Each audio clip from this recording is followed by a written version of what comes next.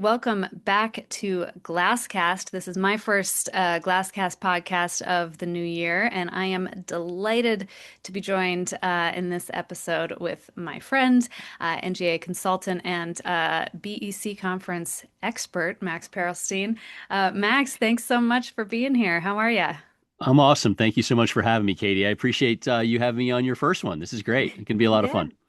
absolutely. Well, we're in the presence of a podcast expert here, so you'll have to give me any tips afterward. Will do. You're going to be awesome. You're a performer, so this is easy. Yeah, right.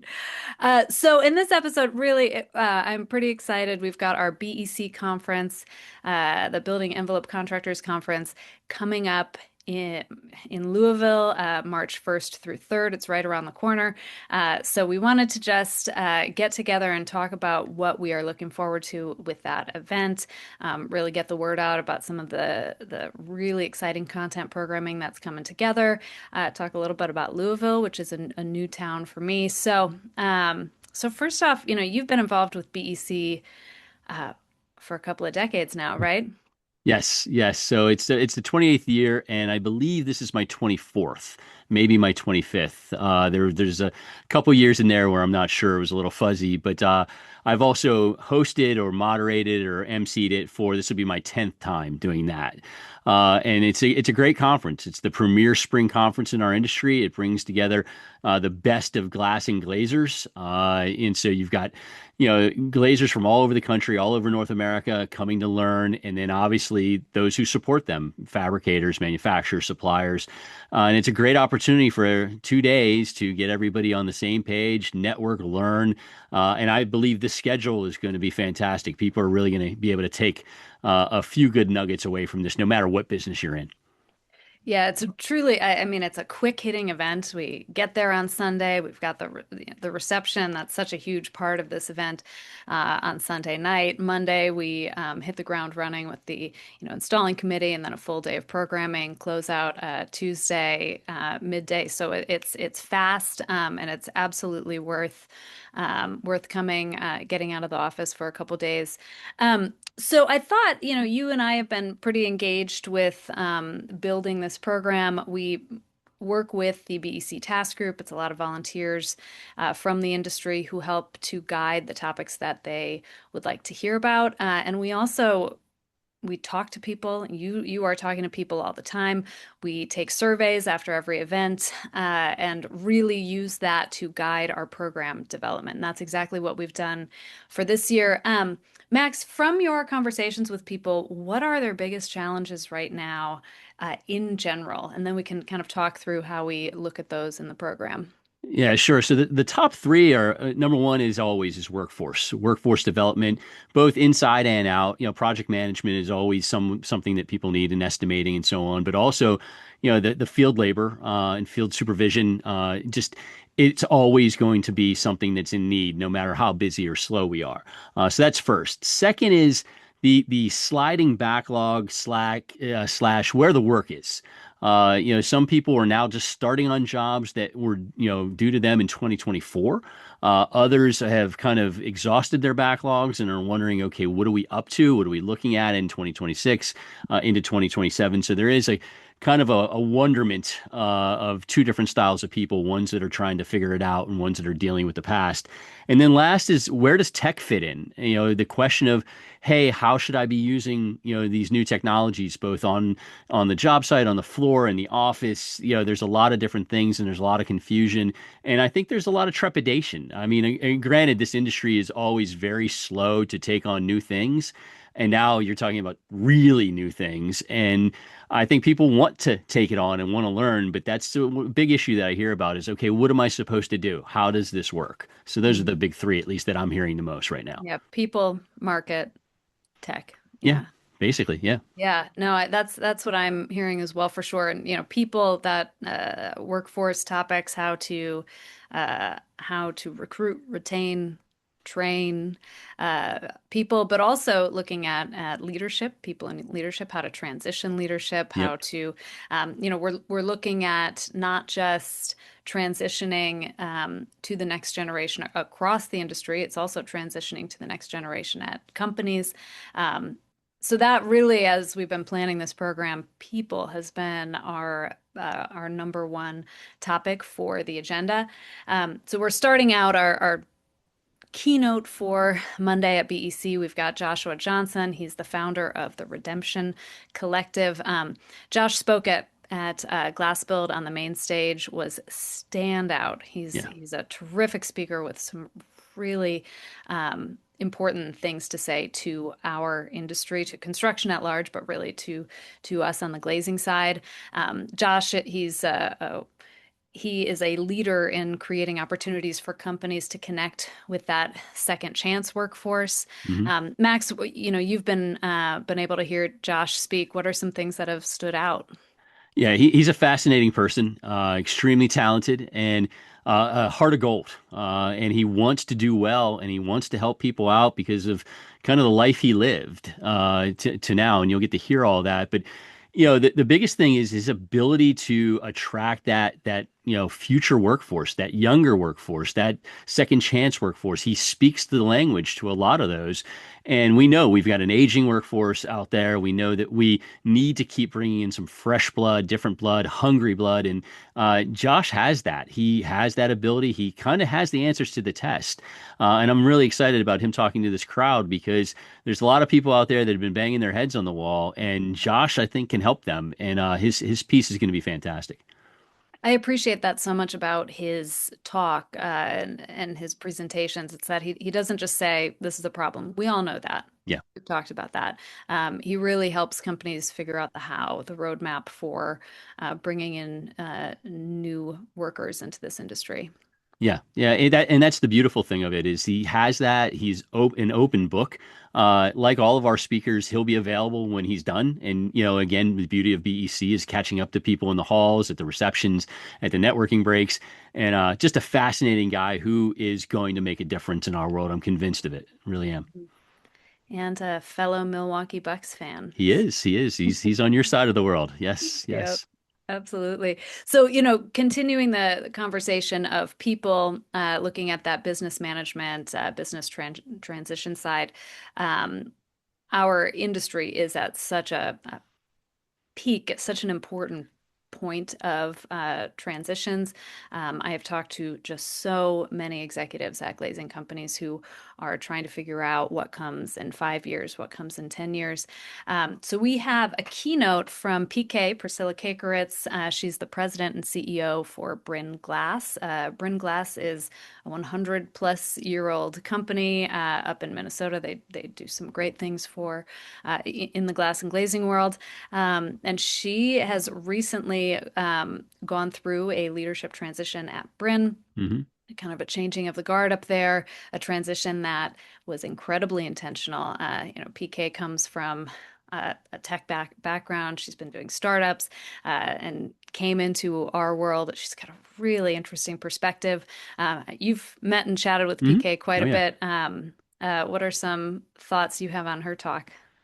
She's a breath of fresh air because she didn't come from our industry. She came in with some fresh ideas, new ideas, but also she immediately had respect for what we do. And that's the challenge we all have out there is when somebody new comes in, they think, "Oh, you need to change that. You need to change that. What are you guys doing? That doesn't work." And PK, and part of it is Bill Sullivan and the team at Bryn and fantastic people. But PK really got it, understood it, respected it, wanted to figure out how she fits, how it works, how it could be improved, and she's just done it the right way, and brings again that fresh impact to our space.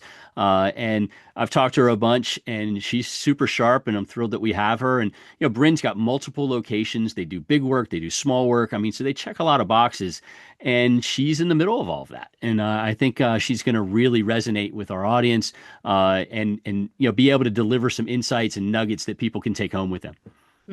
Yeah, I'm really looking forward to her keynote. So continuing this topic, you've also been very engaged in putting together a new gen panel for sort of a new generation of leaders in a Yeah. few different types of glass and glazing companies. Our industry is full of family businesses. So can you talk a little bit about this panel that you're putting together, who we've got on tap so far, and what Sure. they want to be talking about? Sure. So far we've got a few people lined up. We're waiting for one other, but the few that we have lined up is Evan Afner from DP Glass or Double Play Glass in San Diego. Took over his father's company. Again, young, hungry, focused. Gets the social scene, gets the traditional scene. Amazing. You go visit his shop, and he's just they're just really well put together and moving in the right direction. And he's another one that's like, hey, how can I get better? How can I get better? How do I improve on what was started here? And he's just a guy, that is going to be around in this industry a long time and continue to make an impact. Emily Yukish from Specified Systems in Pittsburgh, again, took over for her dad, who is a legend in the industry. So she had big shoes to fill from that standpoint. Also being a woman, big shoes to fill there because there's extra little pressure. We all know that, whether you want to say it out loud or not. And she has really hit the ground running and again, doing a great job hiring some new people to, take the company, to that next step. They do incredibly fascinating, sophisticated work in the Pittsburgh area, and she's going to be able to talk about that growth level, that kind of stepping in. Also, she was able to transition her company into a woman's own business, which she went through that process, which is not easy. It's not like you're writing a check and getting a button. You had to go through it, and so she's done a lot, and I'm very impressed with her and always have been. There'll be another person on the panel that we're waiting on, and then it'll be moderated by Ted Baumgardner of Guthrie AI. And what the twist is with Ted is that Ted's family is in the business with Guthrie Glass in New Jersey, but Ted broke off and started his own business doing artificial intelligence for the industry. And I like Ted's angle as being the moderator because he didn't do what Emily and Evan and the other person did. He went and he went out on his own and he's finding his way. But he's a very well spoken person, great presenter, ex Marine. I guess he's not former Marine. You're never an ex Marine, but a great guy and really. I think he will do a fantastic job of bringing the best out of his panel. This one. These are the people that are the future. I mean, so people like me, I'm 57. I don't know how much more time I have, but those that are on the younger side, these are the people that are going to be big players in our world. You want to hear from them, and they're going to be a part of setting the table in our world. Max, just so we're clear, this industry is not going to let you retire ever. I don't know if I could retire, quite frankly. I'd be lost. But yeah. The younger folks, it's time. We got to keep pushing them. Well, absolutely. And I think one of the most, we can all read the books about best practices of doing these, but the stories of how companies in this field, companies that you can look at and say, I understand what they're doing, I understand their challenges in and out. To hear the stories of how those have been done successfully. I mean, NGA's been talking about this for years. Yeah, you wrote a book on it. We did, yeah, back in 2019, Yeah. the owner's guide to exit and succession planning. We'll definitely make sure that attendees at the show are able to get a downloadable of that. Um, but this is a major concern for our industry and industries all over. I was doing a little bit of research to see if the stats had changed since we did the book before our conversation. So just a quiz question for you because I got Yeah. to keep you on your toes. What percentage do you think of businesses in the U.S. across all industries are family owned?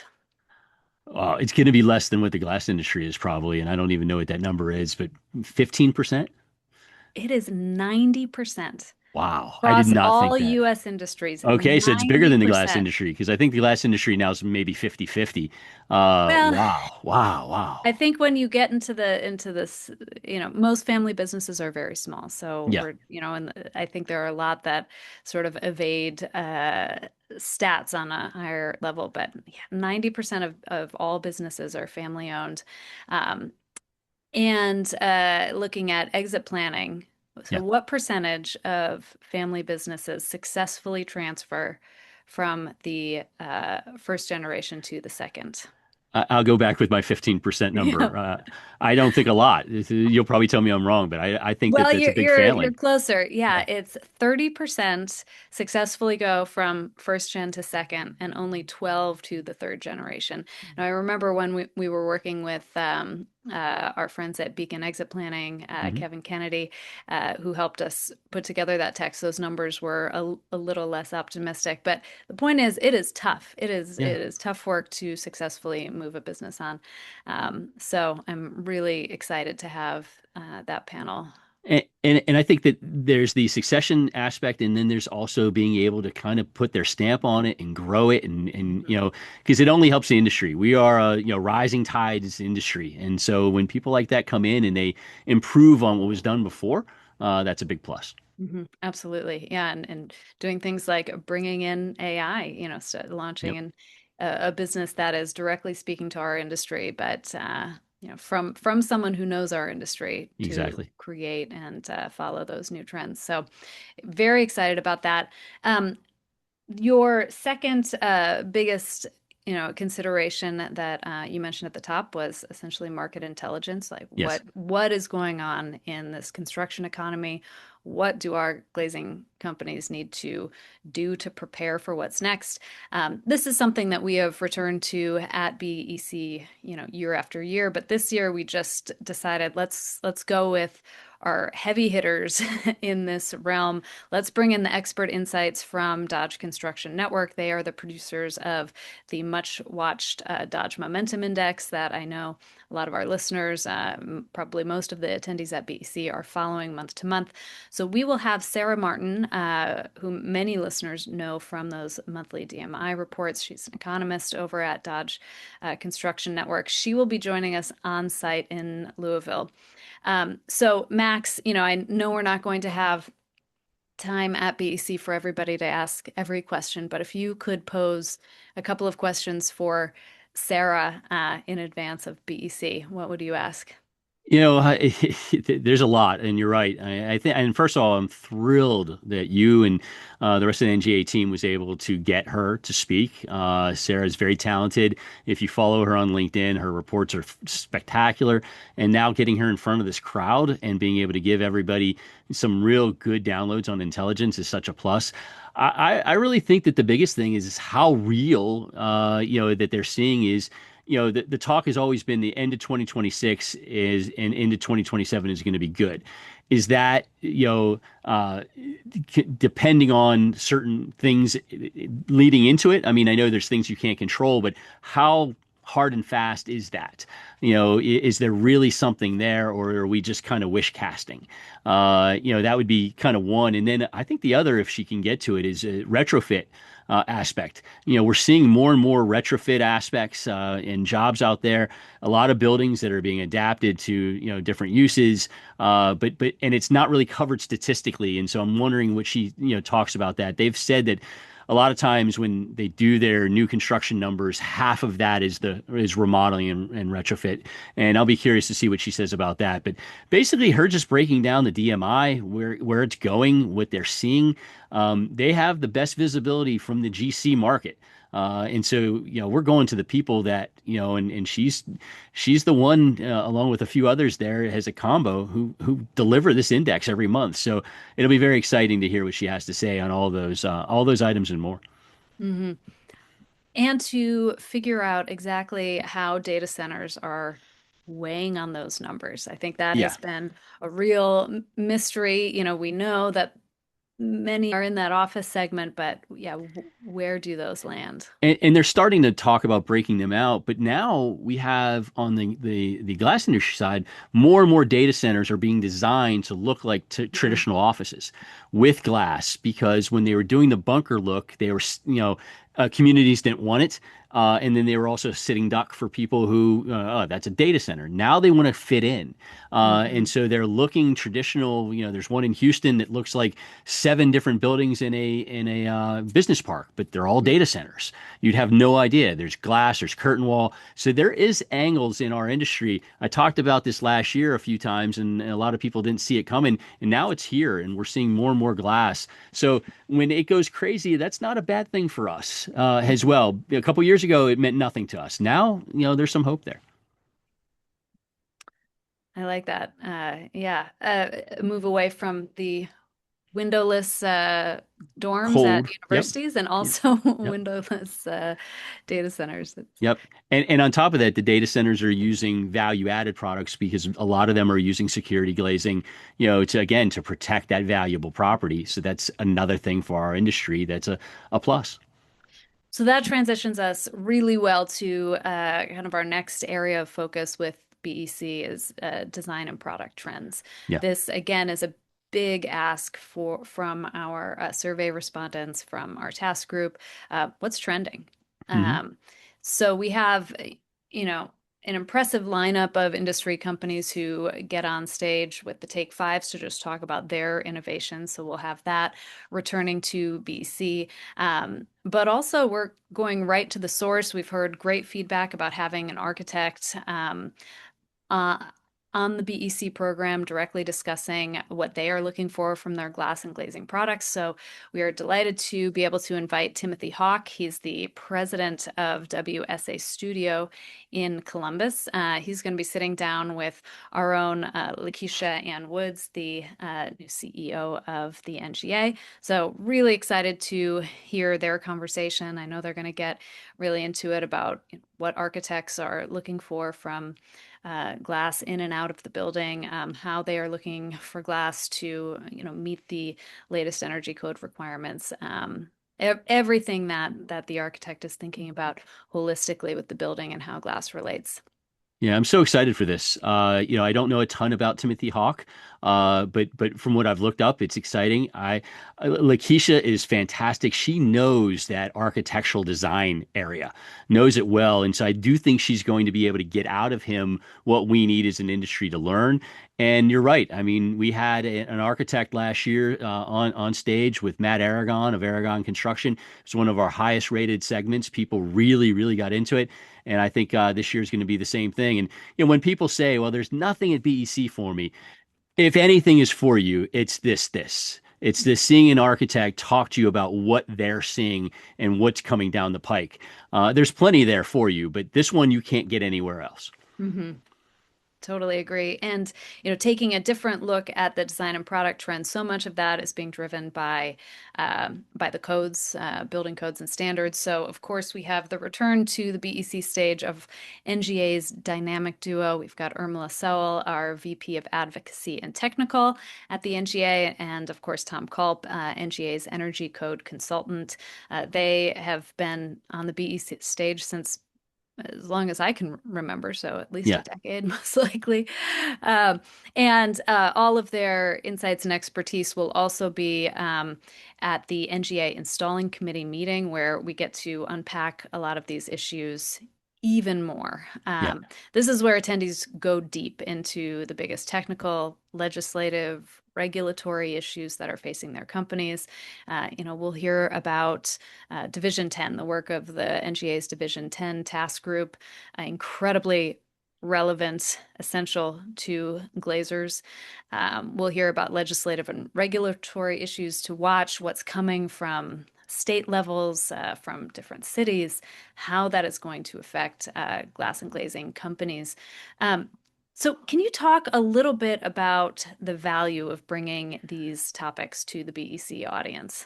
Yeah, if you're running a business and you need to know what's going on that code cycle, and no one knows it as well as these two. Irma and Tom are extremely plugged in at the code body level. I mean, and they are very involved, very respected. Again, 15 years ago, we got no respect at that world. And we had to work really hard. And Irma and Tom and some of the other NGA related consultants have done an amazing job of really integrating into that world and standing up for our industry.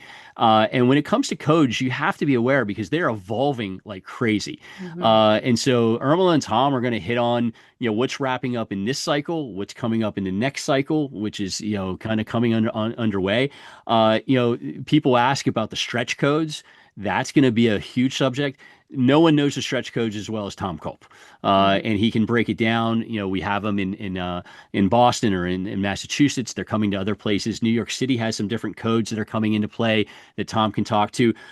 There's going to be things like a deeper look into what's going on with thermal bridging, the considerations there, and I think that that's a huge angle because the whole thermal bridging thing is a massive thing with compliance and where it's going in our world. So Tom and Irmela can talk about that. And like I've mentioned with others, the beautiful thing is they do their piece, they give you all the info, and then if you didn't hear what you were looking for, again, that's the beauty of BEC. They hop off stage, and next thing you know, you're at a break, you grab one of them and say, "Hey, what about this? What about that?" That's the beauty of it. You these are people that are completely connected, and again, it's worth the trip to hear about what's coming down the pike code wise, how it could affect you, how you may have to evolve your business, and if you have some questions, they're right there for you.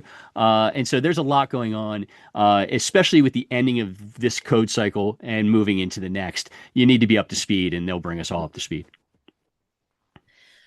So moving to another area of the glazing business that we've heard a lot of talk about, technology, AI. A lot of glass and glazing businesses have been running in a pretty similar way for a few decades now, and we know that things are changing Yeah. incredibly rapidly. Uh, so what we've done with our Tuesday programming. We are calling it our Tactical Tuesday. This is kind of our day-to-day glazer toolkit. What do glazers need on a day-to-day basis to improve their businesses? And we're breaking that out into a few different segments. So we'll start out of a panel discussing how glazers can be incorporating AI into their project processes. I know a lot of companies might be using AI. You might be using the chat or Claude to work through some language, maybe some marketing materials. But how can actually we use these tools in the project processes themselves? How can you get the most out of your data? How can AI be used to support your project takeoffs, maybe even your estimates? And this panel is also going to be talking about how glazers need to not use AI. When Yeah. are situations where you need to be very sure that you have your best estimators really developing these materials and making sure everything is as it should be? Any pitfalls with incorporating AI? Well, what's interesting is we started the Tactical Tuesday last year, Hmm. and I was really curious on how it would be accepted. And I knew when we started one of the talks when we got into Bluebeam, and I looked at that crowd, and they were just hanging on every word. There were people, taking copious notes. There were people that were just absolutely into it. And then when that speaker was done, he had a line out the door. And so at that point, I knew that we had something there. And this year's exciting that you said it best. I mean, there's angles to understand where AI fits, and there's angles to see where it doesn't. And we have such a wide range of people that are going to be talking about everything, really from start to finish. Hmm. For the Glazer, from pre-con, to the design to the estimating and project management to the installation, all on Tactical Tuesday with some again fresh voices, people that you haven't really seen a lot of on the stage, but they know what's going on and they can make a difference. And again, we live in an industry of the famous term, "That's the way we've always done it." And a lot of companies are thankfully moving away from that, but there are still some that are still kind of stuck in that way. They've been successful, they make money, but this is the kind of place you want to go to hear, okay, how do I keep improving? How do I keep up with things? Hmm. And that layout on Tactical Tuesday with the personalities that are coming, and the topics that they're covering, again from start to finish, will be really really worth it. Well, and glazers are working off of such tight margins. Yes. That has been the case, and it will continue to be the case. Any advantage you can get, any way to improve your efficiencies throughout the pre-con process in particular. That makes a big difference. We have an entire session on that Tactical Tuesday dedicated to pre-construction profits. Yeah. Where can those efficiencies come from? And it is technology, that's part of it, but it's also just improving how you're doing what you've been doing for so long, because that makes a difference on a project to project basis, and it can really make or break a company in the long run. True. And I mean, that's a lot of times where things go south, for companies is in that pre-con. They start off on a bad path and then they continue on that bad path. And then they're chasing to try to fix it all the way through. So, Hmm. start off in the right direction, have all your ducks in a row sort of thing, and you're going to be in better shape. Real excited to hear from everybody that we have lined up. I know that Tyler Falk and Brandon Bellegard are going to talk great personalities, but they know what they're talking about. They've created things that work and are making a difference for companies all over our industry. So that's what I like. They're coming to spread that word. We got to take advantage of that. And then everybody else that we have lined up are all there to help, all to make us better. That's the whole Hmm. framing the future. That's what we're trying to do. Get everybody focused to move to the next step, improve and get better and make it through the tougher times for some of us. Hmm. And then when it gets good, make as much as you possibly can. Hmm. So before we close out, I do want to talk about our fair host city Yep. of Louisville. Louisville. I don't know. We'll have to ask the locals there. So, if Louisville, I know it's not Louisville. So I know that. I know the S isn't hard. Well, and I know we've got some great glass industry folks. Brad Thurman, Yep. our pal, he's a Louisville guy, and we've got some others even on our own staff who have Louisville roots. But this is my first time in Louisville. It's BEC's first time Yep. in Louisville. And why are we headed to Louisville? Well, it's really the feedback that we heard from our survey respondents over the years. So. Um, uh, we asked where people wanted to head, an up and coming city, something that was easy to get to, affordable to get to, centrally located. As we said, this event is a quick hitter, so Louisville allows for people to kind of come in and out very easily. I'm really excited to bring the event there. Yeah, it's you know what, it's a great city. I've been there a few times. There is a lot more to do there than you think. I think people sometimes look at it and go, it's Kentucky, but it's not that. I mean, it is an up and coming city, same as what Nashville and Charlotte were years ago. The nightlife is solid. There's so much to do with bourbon and different tours. So from a city standpoint, it's great. Getting there, it's 350, 380 is I think the most expensive price I saw when I did some research on flights from various cities to Louisville.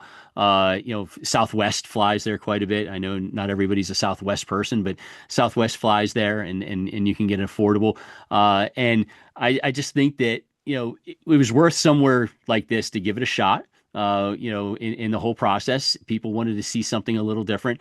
We talk about that's the way we've always done it. And BEC for 24 years was going to Vegas every year. Mhm. And people, love and hate Vegas at the same time. They like to be there, but then when they're there, they complain because their Diet Coke costs $9.50, and their sandwich was $31. So, you have to take that into consideration. I know a lot of people wanted to go back to Nashville. Unfortunately, there wasn't space at the inn for us in Nashville. So that's why I think that give Louisville a shot. You'll like it. The people were super. And again, what makes it is this industry. It's hanging out with the people from this industry. Sitting in that Sunday reception. With 700 people working the room. All the way around, getting to see different people. That could be on the moon for all I care. Mhm. It's just getting us all together, having a good time, educating, catching up, and bettering ourselves. And I think we'll do that no matter where. But Louisville is a great place. I think people will come away with a real fresh appreciation for it. I'm convinced. Well, Max, I'm going to quiz you to close out the Uh-oh. episode about Louisville so we can get excited. Um, so let's start with famous Louisvillians, Hmm. Louisvillers. Brad Thurman's going to have to report back and tell me how we should best refer. But which of the following celebrities hail from Louisville? Okay. Diane Sawyer, Muhammad Ali, Colonel Sanders, or all of the above? Well, I know Muhammad Ali for sure. Colonel Sanders sounds tempting because he started Kentucky Fried Chicken. I don't know about Diane Sawyer. I never heard more of a kind of a Southern accent from her. I for sure Muhammad Ali, but are you going to tell me it's all of the above? It is all of the above. Wow, It wow. is. Yep. Also, Jennifer Lawrence, Oh, uh, the actress. the Okay. actress, Wonder- My Morning Jacket, hails from Louisville. And also, Louisville really likes to claim Tom Cruise. Now, Really? I did look into this a little bit. His parents are from Louisville, and he did go to high school there very briefly. So, we'll say it's a Hey, half it's point there. Mission Impossible. It's perfect. I love it. Yeah, yeah, Yeah, that's good. Diane Sawyer is the one that surprises me. Colonel Sanders, I kind of had a feeling, and I knew that good old Cassius Clay, Muhammad Ali, absolutely. was a Louisville guy. Yeah. So thinking about bourbon, as you Hmm. mentioned, this is the Urban Bourbon Trail right Hmm. in Louisville. If you're coming in for the event, come in a little bit early. You can definitely check this out. If you're able to spend a little bit more time, do some of the distillery tours. Yeah, Um, but true or false question for you. There are more barrels of bourbon aging in Kentucky than there are residents of the state. I'd say true. Yeah, Brew is spot on. There are yeah. 10 million plus barrels of bourbon right now aging in Kentucky versus about 4.5 million residents. Yeah, it's a big thing, and it's funny you talked about coming in early. We start on Sunday night. Traditionally, a lot of people do get to the BEC city on Saturday. So if you're coming in on Saturday, which would be, I guess, February 28th, it's not a leap year this year, I don't think, but if you come in the day before, you come in Saturday, Yeah. if you like bourbon. If you have any taste for bourbon, you'd be crazy not to take advantage of taking Hmm. these tours, learning about it. It's not to be a lush or anything like that. It's just the whole process. It's fascinating. I'm not a drinker, and I love going through those processes. So, by all means, if you're coming on Saturday, like you traditionally do, a lot of people do, make some time to do that. And obviously, there's other things like Churchill Downs. There's Hmm. Fort Knox. There's a lot around Well, that and I've area. heard a lot about the Louisville Slugger Louisville Museum. Slate, yeah, you get a Apparently, that's personalized bat. Yeah, absolutely. I've had somebody do that for me when they've went to Louisville. So yeah, lots yeah. to do. Lots to do. Well, you did pretty well on the quiz, on the Louisville quiz, Max. Better than the family business quiz. Boy, I'm banging my head at 90%. I wasn't even close. It Yeah. blows me away. I think I spend too much time with big businesses these days. I'm not paying attention to the family business that I grew up in. Yeah, no, it's incredible how this is a country of family businesses, really, when you get down to Awesome. it. So, Awesome. Awesome. well, thank you for hopping on a call. I am so excited about this event. Yeah, I shouldn't have favorites at the NGA, but this truly is my favorite conference that we're able to put on. Just the community is so stellar, the conversations, and this program is shaping up. Thanks to everybody on the task group and everyone who gives feedback because we listen and it really impacts the program that you see year after year. Yeah, yeah. Take a look at it. There's a lot. There's at least something for everybody. The networking is second to none.